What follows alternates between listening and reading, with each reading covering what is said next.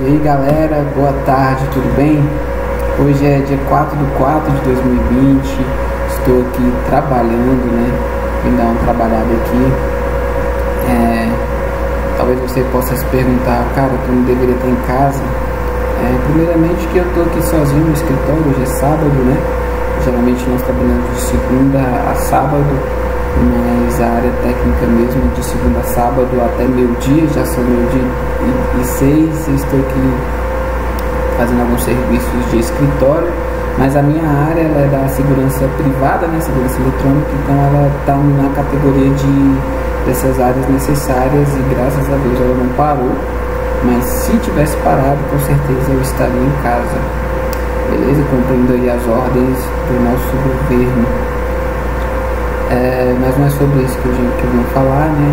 Eu quero aqui dar uma continuidade aqui, trazer uma reflexão a respeito do estudo que nós estamos fazendo. Nós estamos estudando a carta aos Hebreus, estamos aí indo para o capítulo 5, né? A perícope que eu separei, ela vai do capítulo 4, do versículo 14 até o capítulo 5, até o capítulo 5, versículo 10. Essa foi a perícope que eu separei aí, que nós estamos meditando, né? Que nós iremos meditar. Estamos aí no nosso, deixa eu contar aqui, 1, 2, 3, 4, 5, no nosso sexto estudo, seria sábado à noite, né? Mas como a epidemia aí do Covid-19 fez com que a galera ficasse em casa, não passamos aí muito tempo sem fazer. E aí eu queria aproveitar aqui esse momento do almoço e meditar com os irmãos nessa perícope, essa divisão aí que nós fizemos desse nosso estudo, beleza? Vamos ler o texto então? O texto aí se encontra no capítulo 4 da carta aos Hebreus, no versículo 14, nós vamos começar no versículo 14, vamos ler até o capítulo 5, versículo 10. Beleza? Então acompanha comigo isso, se você tem uma Bíblia perto, tem um celular aí com Bíblia, acompanha comigo aí, por favor. Diz assim no capítulo 5, verso 1. Capítulo 4, versículo 14, desculpe, irmãos. Visto que temos um grande sumo sacerdote, Jesus, Filho de Deus, que penetrou nos céus, retenhamos firmemente a nossa confissão. Porque não temos um sumo sacerdote que não possa compadecer-se das nossas fraquezas, porém um que, como nós, em tudo foi tentado, mas sem pecado. Cheguemos-nos, pois, com confiança ao trono da graça, para que possamos alcançar misericórdia e achar graça, a fim de sermos ajudados em tempo oportuno.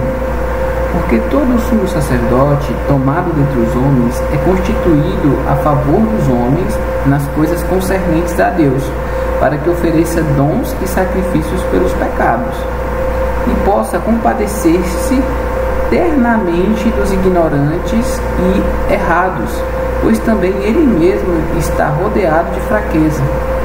E, por esta causa, deve ele, tanto pelo povo como também por si mesmo, fazer oferta pelos pecados. E ninguém toma para si essa honra, senão o que é chamado por Deus, como Arão. Assim também Cristo não se glorificou a si mesmo, para se fazer sumo sacerdote, mas glorificou aquele que lhe disse: Tu és meu filho, hoje te gerei. Como também diz no outro lugar: Tu és sacerdote eternamente, segundo a ordem de Melquisedeque, o qual nos dias da sua carne, oferecendo com grande clamor e lágrimas, orações e súplicas ao que o podia livrar da morte, foi ouvido quanto ao que temia. Verso 8. Ainda que era filho, aprendeu a obediência por aquilo que padeceu. E sendo ele consumado, veio a ser a causa de eterna salvação para todos os que lhe obedecem, chamado por Deus sumo sacerdote, segundo a ordem de Melquisedeque. Até aqui, nossa leitura.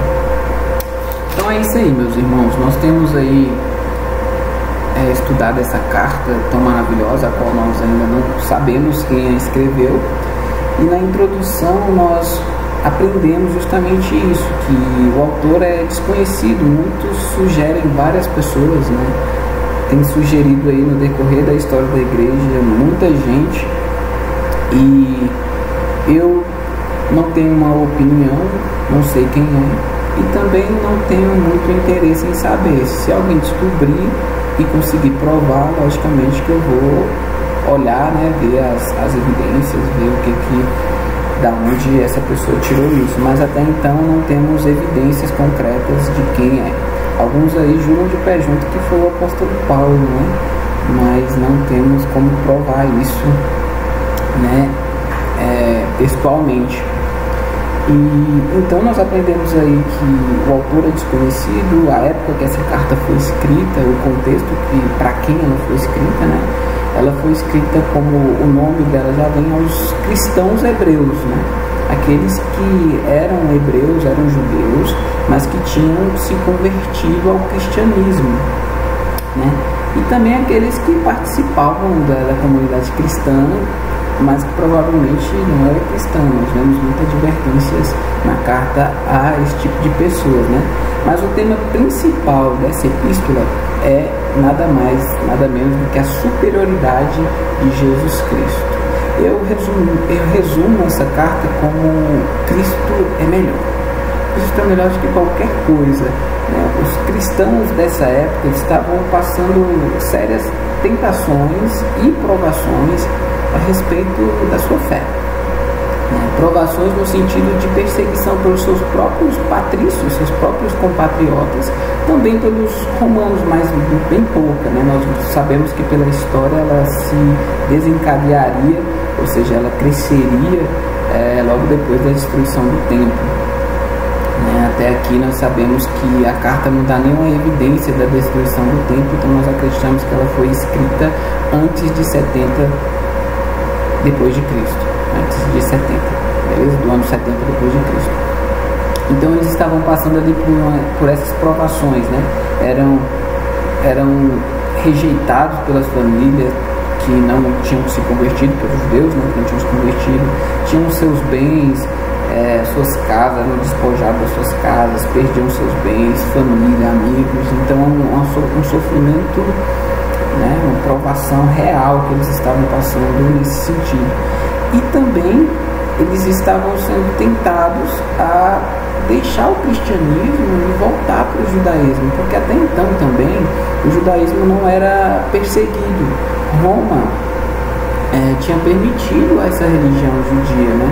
Então ser judeu não era proibido, ser cristão sim, porque os cristãos eram moniteístas igual os judeus, mas os cristãos eles tinham vários problemas ali com os judeus, porque diziam que só Cristo é o Senhor de ser adorado. Eles cumpriam os seus objetivos ali, mas eram muito perseguidos pelos romanos, não em grande parte depois da destruição do templo, né, e até antes ali um pouco. Um livro que eu indico aí já para ler é a História dos Hebreus, de Flávio José. Ele é um livro grande, né? Ele é um livro acadêmico, na minha opinião, mas é muito importante lermos porque são fatos históricos contados pelos judeus que é contemporâneo dessa época bíblica que os nossos irmãos ali do primeiro século passado, beleza? Então basicamente esse é o contexto. Eles estavam sendo tentados a largar o cristianismo e voltar para o judaísmo, né, que era a religião deles, antes deles se converterem ao cristianismo. Esse é o contexto geral, né? Então o autor dos Hebreus ele vem mostrar que Cristo ele é superior ao judaísmo, mas ele não só mostra que Cristo é superior ao judaísmo, ele mostra que Cristo é superior a todas as coisas. Cristo é melhor que tudo. Então ele mostra que a ideia de voltar para o cristianismo, para o judaísmo, né, ou a ideia de abandonar o cristianismo por consequência das provações, é uma ideia fútil, é uma ideia errada, uma ideia ilógica, por conta que Cristo é superior a todas as coisas. Então o autor vai discorrer a carta, a epístola, mostrando essa superioridade de Cristo, né? Nós aí então estudamos a superioridade de Cristo com relação aos profetas, né? Eu coloquei assim na perícope, na divisão, mas eu não gosto de falar assim. Eu acredito que do capítulo 1 ao 3, ele mostra a superioridade de Cristo no sentido da revelação, porque Cristo ele é a própria revelação do Deus vivo, né? Que o texto mostra. Então, como os profetas eles anunciavam a revelação de Deus, eles mostravam e anunciavam, apregoavam a palavra de Deus, aquilo que Deus dizia, né? De várias maneiras, de várias formas, Deus falou ao povo, é o que o texto diz. Então, o autor ali, ele mostra que Cristo ele é superior porque ele é a própria revelação, né? E que Deus antigamente falou de várias formas ao povo, né? Por intermédio dos profetas, de visões, revelações, de várias formas, de várias maneiras ao povo, mas que nos últimos dias, e os últimos dias nós vimos, representa ali a vinda de Cristo até a sua segunda vinda, né? Até a consumação de todas as coisas. E esse período é os últimos dias. Nesses últimos dias, Deus falou exclusivamente por intermédio de Cristo, a imagem do Deus invisível, a revelação final de Deus. Então Cristo ele é superior a todas as revelações. Isso não quer dizer que o Antigo Testamento, eu falei isso, né? Deve ser rejeitado e só o Novo. Não. Toda a palavra de Deus é inspirada por Deus, é Deus falando. Acontece que no Antigo Testamento a revelação não é tão clara, ela aponta exclusivamente para Jesus, mas não é tão clara como o Jesus encarnado no Novo Testamento falando a nós. Então, o Antigo Testamento ele não deve ser rejeitado porque ele aponta para aquele que veio, né? Aquele que viria para eles lá, mas para nós aquele que veio, Cristo Jesus. E Cristo é superior aos profetas, né? A revelação dos profetas foi o nosso primeiro estudo. No nosso segundo estudo nós vimos que Cristo é superior aos anjos, né? Mostrando ali que Jesus é superior aos anjos. O autor coloca essa hierarquia, né? No nosso primeiro estudo, nessa primeira divisão que nós fizemos, nós vimos que Cristo ele já mostra a divindade de Cristo, Jesus como Deus, né? E aí no segundo ele coloca essa hierarquia dos anjos, mostrando que Cristo é superior aos anjos por conta do público-alvo dele, que eram os judeus, que tinham essa coisa mística com os anjos, e ele vem mostrar que Jesus é superior aos anjos, né? Nenhum anjo Deus chamou de filho. Os anjos são os ministros, né, de Deus, são os servos que estão aí para servir, são diáconos de Deus, né? Cristo não, Cristo é o Filho de Deus, o Senhor de todas as coisas, aquele a quem os anjos adoram, beleza? E aí nós partimos para o ponto de que ele vai introduzir a necessidade da encarnação de Cristo. Então ele usa essa hierarquia, essa parte é legal. Será que ele coloca Cristo como divindade, como Deus, né? A divindade de Cristo, e aí depois ele mostra a hierarquia que Cristo é superior aos anjos, e depois ele mostra a necessidade da encarnação de Cristo. Por que Cristo teve que se encarnar, né? E fazer-se um pouco menor do que os anjos, né? Ele mostra a necessidade da encarnação de Jesus Cristo. Qual foi essa necessidade? Cristo teve que entender o ser humano. Eu gosto muito dessa parte, né? Porque assim, dá um nó na nossa cabeça, mas é fundamental. Porque Cristo sendo Deus, ele entende, ele sabe de todas as coisas, né? Ele é onipresente, onipotente, onisciente, ele sabe de todas as coisas, ele sabe tudo que o ser humano passa, sente. Mas existe esse saber teórico e o passar por isso, né? A experiência. Então foi necessário que Cristo se fizesse um de nós, se encarnasse e ele passasse pelas experiências que nós passamos, né? Então Cristo passou por todas essas coisas, ele foi aperfeiçoado nesse momento. Isso não quer dizer que Cristo era imperfeito, mas que ele foi aperfeiçoado no sentido de experiência, para que ele pudesse se identificar com o povo e nos salvar. É o que nós vamos falar hoje também nesse nosso estudo, né? ele repete várias vezes o mesmo assunto, né? Depois nós introduzimos ali no outro estudo a figura central do judaísmo, né? Moisés, mostrando que Cristo é superior que Moisés, né? E juntamente com Cristo, mostrando que Cristo é superior que Moisés, no sentido de que Moisés ele foi um servo fiel na casa de Deus, mas Jesus ele é o filho do dono da casa, ele é o próprio dono da casa, né?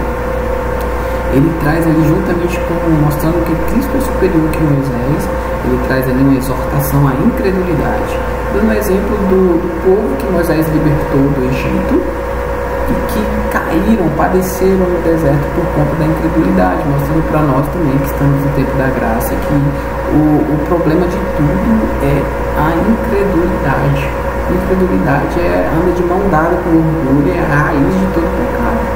Nós meditamos e refletimos muito sobre isso. Por quê? Porque, cara, todo pecado é incredulidade. Tudo que não é feito com fé é pecado, diz Romanos, né? Tudo que não é feito com fé é pecado. Por quê? Porque se eu peco em qualquer sentido aí, sei lá, eu estou dizendo que eu não acredito na palavra de Deus. Deus disse que se eu não fazer isso, vai ser melhor. E se eu desobedeço essa ordenança de Deus, eu não estou crendo no que Deus disse. Eu não estou crendo que Deus disse que se eu não fizesse, seria melhor. Então todo pecado é incredulidade.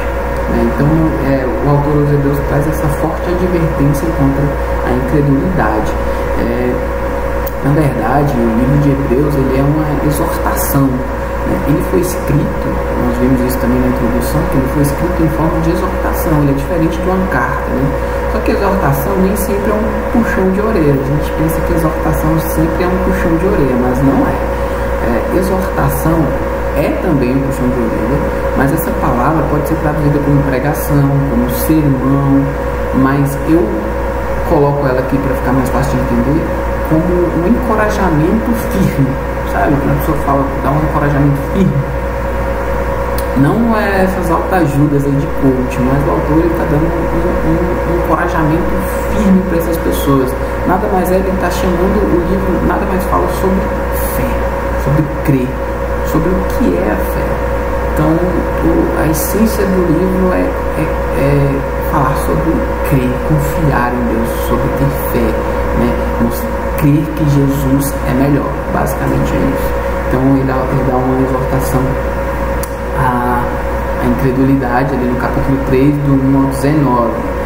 E no último estudo que nós vimos, né, Jesus como o nosso descanso, o descanso de Deus é Cristo, né? Então nós vimos ali que Moisés não conseguiu introduzir o povo na terra prometida, né? Isso dá até uma analogia aí, né? Mostrando que a lei não consegue levar-nos até a terra prometida, mas Josué introduziu o povo, mas Cristo é superior que Josué, né? Porque Josué introduziu o povo numa terra e essa terra não deu descanso. Não deu descanso completamente, porque se ela tivesse dado descanso, Deus não falaria de outro dia chamado hoje. Se ouvirdes a voz do Senhor, não endureçais o coração como no dia da provação no deserto. Cristo é esse tipo de Josué. Josué é esse tipo de Cristo que nos leva à terra prometida. Só que Josué levou o povo até a terra prometida, até a terra do descanso, mas esse povo não teve o descanso, porque o descanso ali era o tipo de descanso que é o próprio Cristo. Cristo é o nosso sábado, Cristo é o nosso descanso. Foi isso que nós vimos no último estudo. Amém? E aí entra essa introdução, né? Eu acho interessante que o capítulo 4, nessa perícope, ela termina mostrando a eficácia da palavra de Deus. Ou seja, mais uma exortação à incredulidade, porque se nós cremos na palavra de Deus, nós temos descanso, nós temos paz, né? Foi o que ele termina.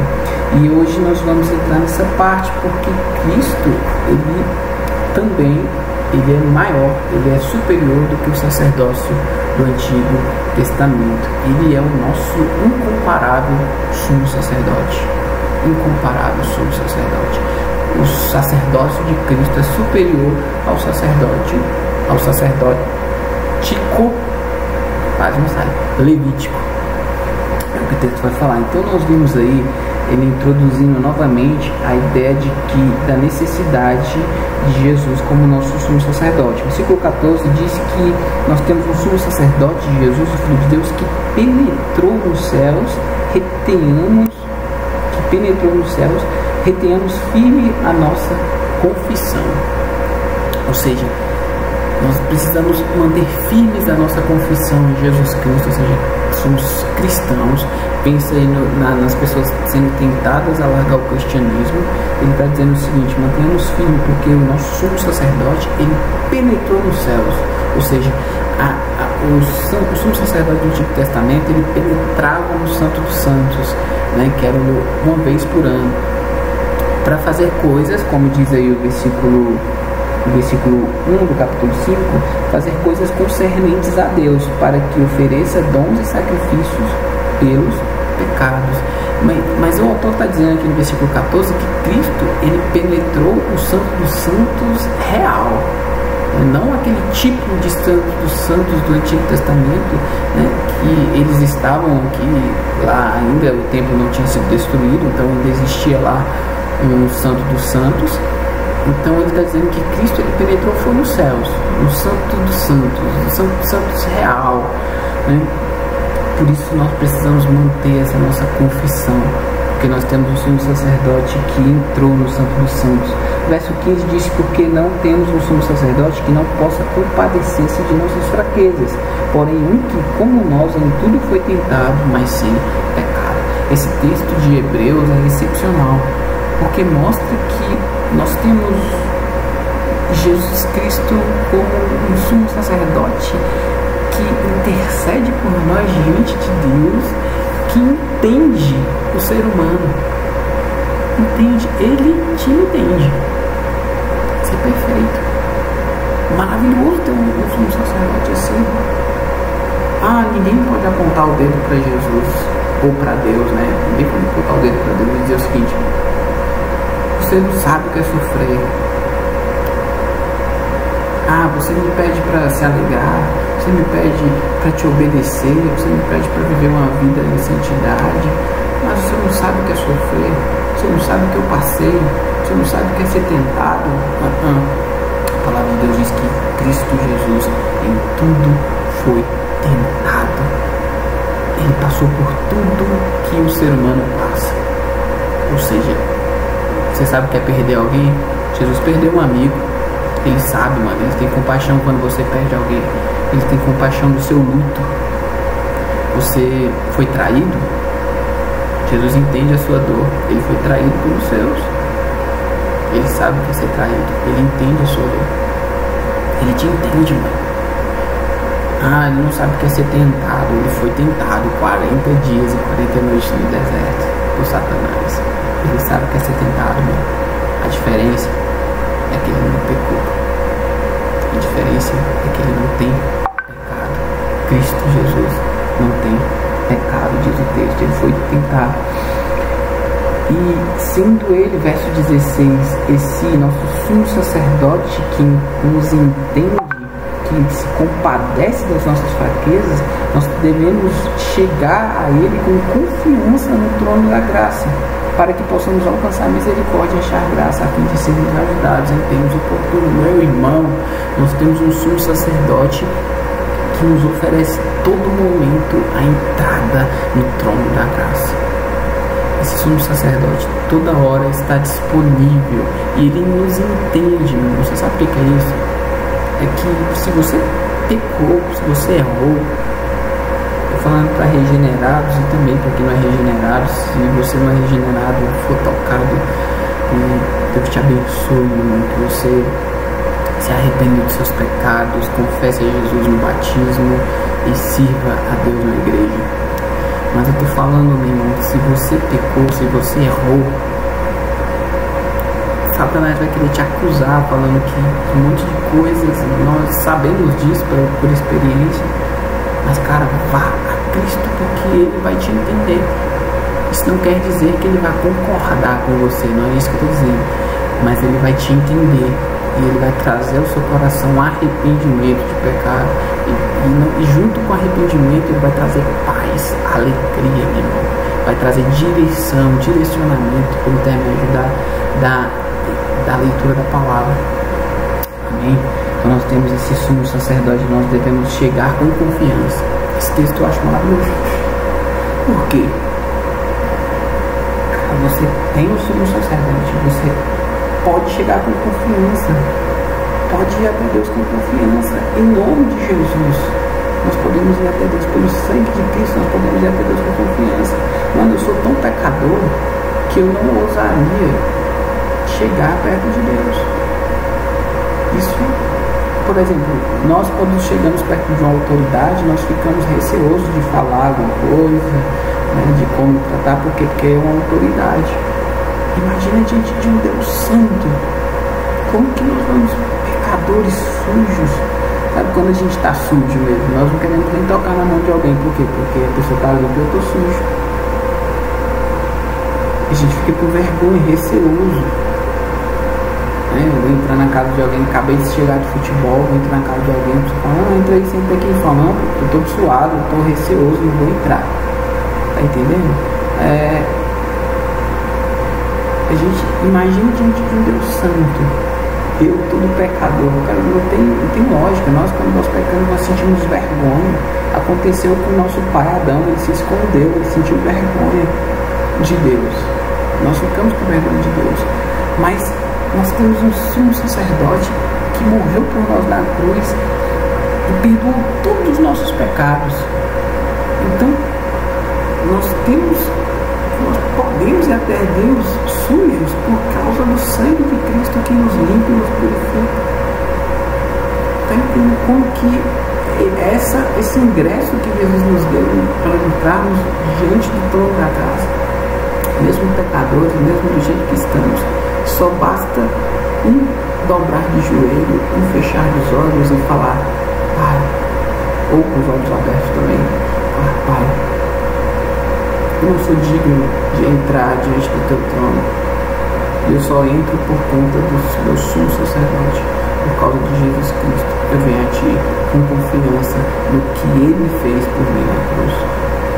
Então, eu nunca vou até Cristo, até Deus, em oração, confiando nos meus méritos ou nas minhas obras, ou no que eu fiz. Cuidado,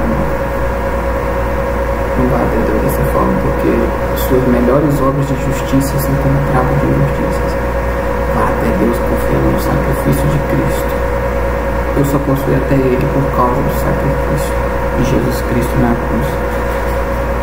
Verso 1 do capítulo 5, ele mostra o que o sacerdote faz. Ele serve ali para fazer coisas concernentes a Deus, como eu falei. E o verso 2 diz que ele pode compadecer-se eternamente dos ignorantes e errados. Isso é um sumo sacerdote humano, pois também ele mesmo está rodeado de fraqueza. Ou seja, o sumo sacerdote também pecava. Ele precisaria fazer, como diz no versículo 3, sacrifício, tanto pelo povo, tanto por si mesmo. Ele deveria fazer ofertas a Deus, ele deveria fazer um sacrifício a Deus por causa do pecado do povo, mas também pelo próprio pecado dele, porque ele também era um pecador. Então ele entendia o povo nesse sentido, e ele precisava também ser expurgado desse pecado, E essa honra de ser sumo sacerdote, o autor diz no verso 4 que ninguém toma para si, senão aquele que é chamado por Deus como Arão. Uma pancada nos leitores da época, porque nós sabemos pela história que na época dos ouvintes de Hebreus, o sumo sacerdote em Jerusalém era escolhido pelos romanos. E o autor diz aqui que não, esse sumo sacerdote escolhido pelos romanos aí, na verdade, é escolhido pelos homens. Mas a honra de ser sumo sacerdote, ninguém escolhe para si. Ninguém escolhe. É Deus que chama. Sabe? É um chamado eficaz de Deus que também é irresistível. Mas ninguém toma essa honra para si. Ninguém toma. Arão não escolheu ser sumo sacerdote, Deus escolheu Arão. Deus chama o seu povo, né? Então tem muita gente aí se autodenominando sacerdote de Deus, mas, cara, é Deus que chama. Geralmente, abrindo um parênteses aqui, quem tem o chamado geralmente não é uma... Eu não estou generalizando, tá? Mas geralmente essa pessoa nem imaginava ser um sacerdote de Deus. Quando eu falo sacerdote, eu estou dizendo um pastor, um líder religioso, né? Essa pessoa nem tinha um pregador, alguma coisa do tipo. Essa pessoa não tinha nem pretensão. Geralmente a nossa conversão, nós não tínhamos pretensão de viver para a glória de Deus, né? Então, imagine ser um ministro de Deus, um pastor, um presbítero. Ninguém, geralmente é assim, a pessoa nem queria, não tinha esse desejo, mas Deus, pelo seu incrível amor e poder, pela ação do Espírito Santo, ele convence essa pessoa e ele vai colocando esse desejo nessa pessoa que é irresistível, e essa pessoa não consegue fugir disso, né? Mesmo que ela queira, mesmo que ela se esconda, mesmo que ela vá na direção contrária, pega um navio para Tarsis, né? Deus faz ali uma ventania e um peixe engole um peixe grande e coloca lá no propósito de Deus, o chamado irresistível, né?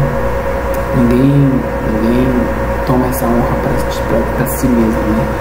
E assim o autor diz que Cristo, assim como Arão, foi escolhido por Deus, né? Diz verso 5: assim também Cristo não se gloriou a si mesmo para se fazer sumo sacerdote, mas glorificou aquele que lhe disse: tu és meu filho, hoje te gerei.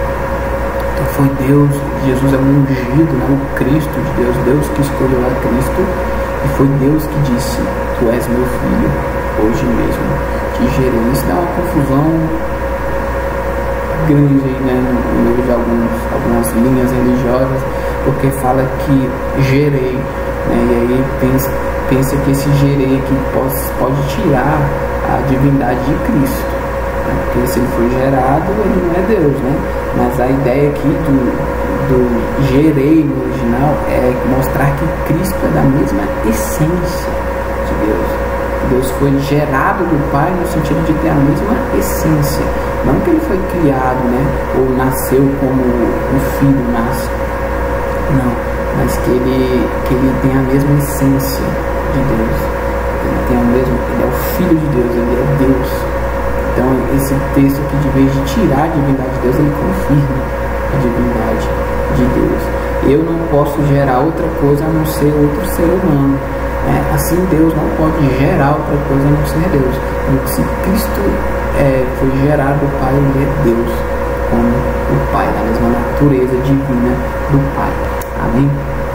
E diz que, como também diz em outro lugar, tu és sacerdote, mostrando o texto de Salmos ali, né? Tu és sacerdote eternamente, segundo a ordem de Melquisedeque, desculpa, né? O salmo aqui davídico, né, o Salmo 110, versículo 4, mostra que é um salmo profético, né, a respeito de Jesus. Mostra que Jesus seria um sumo sacerdote para sempre mesmo, eternamente, segundo a ordem de Melquisedeque. E essa ordem de Melquisedeque, o livro de Hebreus, ele vai falar mais na frente. Capítulo 7 vai explicar claramente sobre isso. Nós vamos ver no capítulo 7, né, a explicação desse sacerdócio segundo a ordem de Melquisedeque. Beleza? Versículo 7: o qual nos dias de sua carne, oferecendo com grande clamor, isso falando de Jesus, tá?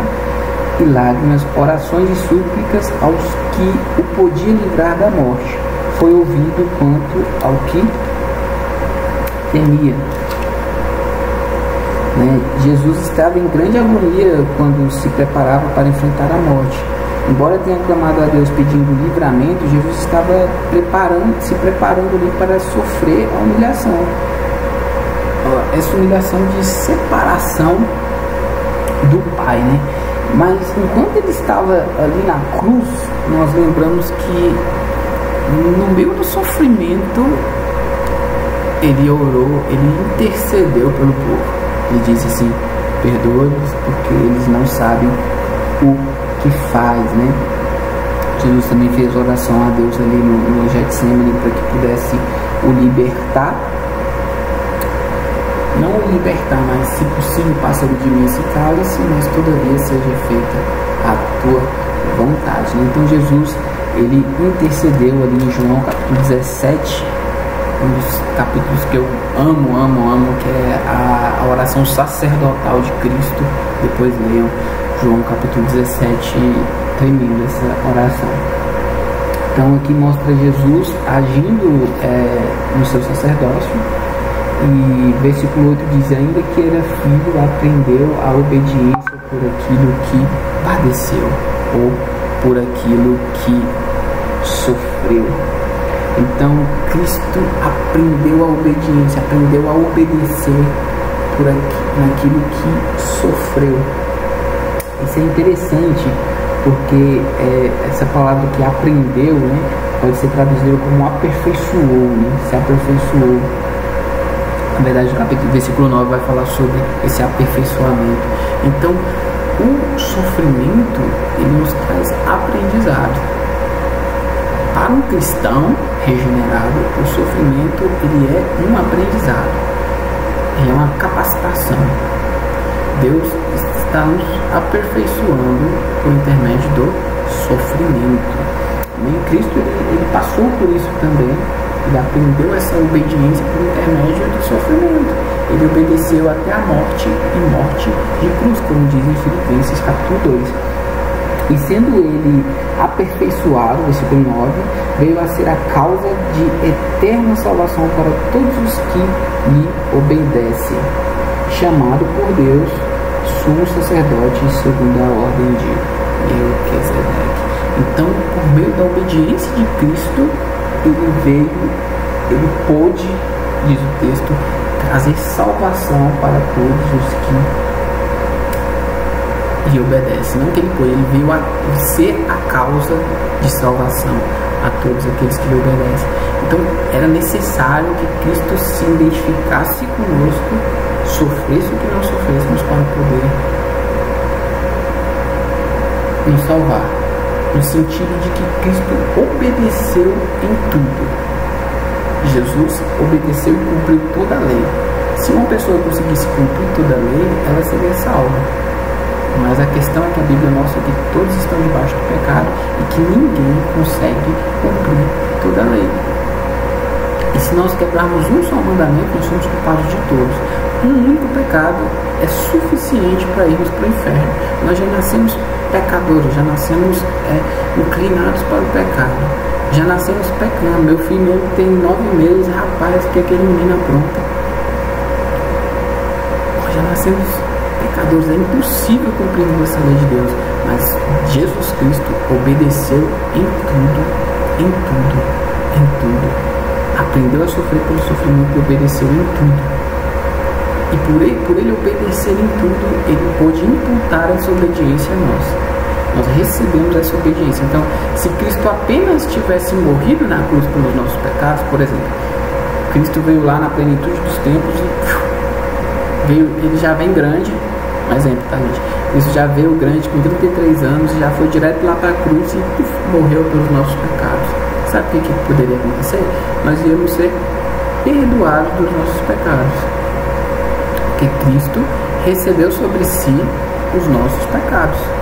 Mas nós não seríamos justos ainda diante de Deus, nós não seríamos perdoados, nós só teríamos a dívida paga, mas nós não teríamos crédito nenhum para entrar no céu. Não teríamos crédito nenhum. Para entrarmos no céu, nós deveríamos obedecer a Deus.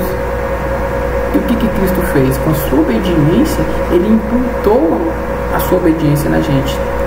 Deus olha para nós com as lentes de Cristo, olhando através de Cristo para nós, todo aquele que crê em Cristo, Deus olha como um justo, como aquele que foi justificado por Cristo, como um que tivesse obedecido a lei, porque Cristo cumpriu a lei por nós. Está entendendo? Então, o telefone está tocando. Então, Cristo, esse texto, para finalizar, ele pode dar uma ideia de salvação por obras. Por que ele pode dar a ideia de salvação por obras? Porque ele diz assim: ser a causa de salvação por todos aqueles que lhe obedecem. Ou seja, Cristo obedeceu, mas eu também preciso obedecer. A ideia não é a salvação por obras aqui. A ideia é que aquele que foi regenerado, ele irá obedecer a Cristo. Ele foi salvo para obedecer a Cristo. Ele não obedece para ser salvo, mas ele é salvo para obedecer. Então, para ser a causa da salvação de todos aqueles que lhe obedecem. A evidência que você está no meio dessa causa, dessa salvação, e se você foi salvo, é que agora você obedece a Cristo. Então a graça não é uma graça barata. Precisamos entender isso. Ela não é salvação por obras. Nós temos que entender o seguinte: se você foi salvo, você vai obedecer. A evidência que de fato você foi salvo é que você hoje vive em obediência a Cristo. Não para ser salvo, mas porque você foi salvo, porque você ama aquele que te salvou, porque você vê que Cristo é digno de toda a sua obediência, não para ser salvo. Então é isso que o texto está dizendo. E por isso Deus chama Jesus Cristo de sumo sacerdote segundo a ordem de Melquisedeque. Finalizando, Jesus é superior ao sumo sacerdote do Antigo Testamento, porque ele é um tipo de sumo sacerdote que não tem, como vai dizer no capítulo 7, só vou dar uma luz aqui, né? Melquisedeque não tinha nacionalidade, não tinha pais, ou seja, ele não veio da tribo de Levi, ele veio antes da lei. Jesus Cristo é o sumo sacerdote que veio de Deus. Melquisedeque apontava para Cristo, o sumo sacerdote perfeito, um sumo sacerdote que se compadece da gente, que sofreu tudo que a gente sofreu, que a gente sofre, né? Que foi tentado da mesma forma que nós somos tentados, mas que não pecou, que é perfeito, se compadece da gente e está à direita de Deus Pai Todo-Poderoso. E a palavra de Deus nos diz: se nós confessarmos os nossos pecados, Ele é fiel e justo para nos perdoar os nossos pecados, para nos purificar de toda a nossa injustiça. Porque Ele está sentado à direita de Deus e intercede pelos céus. Essa é a nossa mensagem do capítulo, dessa perícope aí, do capítulo 4 e 5 aí. Próximo estudo aí vai ser o capítulo 5, versículo 11 até o capítulo 6, versículo 12. Deus abençoe a todos. Vamos orar. Pai, em nome de Jesus, nós ousamos entrar no trono da graça. Nós ousamos nos achegar até o Senhor por causa do sacrifício de Cristo Jesus.